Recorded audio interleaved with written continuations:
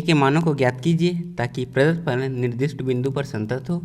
28 f(x) बराबर के x धन 1 यदि x पाई से छोटा उसके बराबर है, cos x यदि x पाई से बड़ा है, द्वारा परिभाषित फलन x बराबर पाई पर।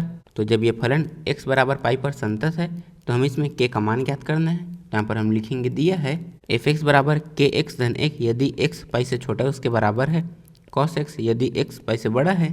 तो हम इसमें k का मान ज्ञात करेंगे। तो इसका मतलब है कि यहाँ पर ये x बराबर पाई पर संतत है। तो हम लिखेंगे चूंकि फलन x बराबर पाई पर संतत है तो लेफ्ट हैंड लिमिट बराबर राइट हैंड लिमिट बराबर f पाई।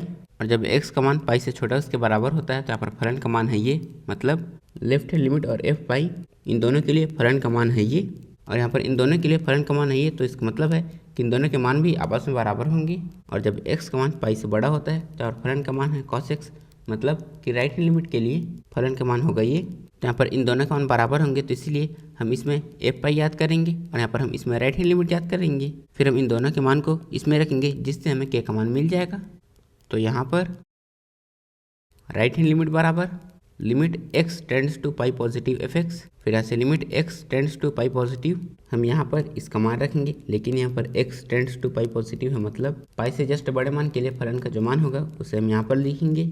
और जब x का मान पाई से बड़ा होता है तो और फलन का मान है ये, तो यहाँ पर आ जाएगा cos x। यहाँ से बराबर हम इसमें लिमिट रखेंगे जो है पाई, तो यहाँ पर आ जाएगा cos पाई। फिर यहाँ से बराबर cos पाई का मान होता है ऋण 1, तो यहाँ पर आ जाएगा ऋण 1। तो यहाँ पर हमने राइट हैंड लिमिट याद कर लिया, तो अब हम f पाई याद करेंगे।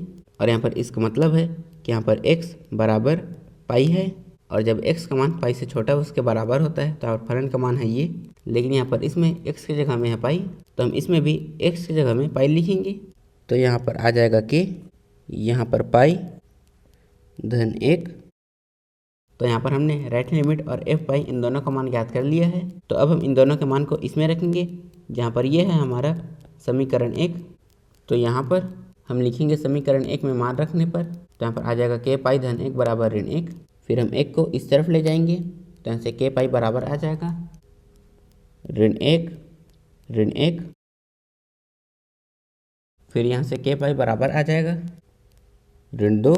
फिर हम पाई को इस तरफ ले जाएंगे तो यहाँ से k बराबर आ जाएगा ऋण 2 बटे पाई।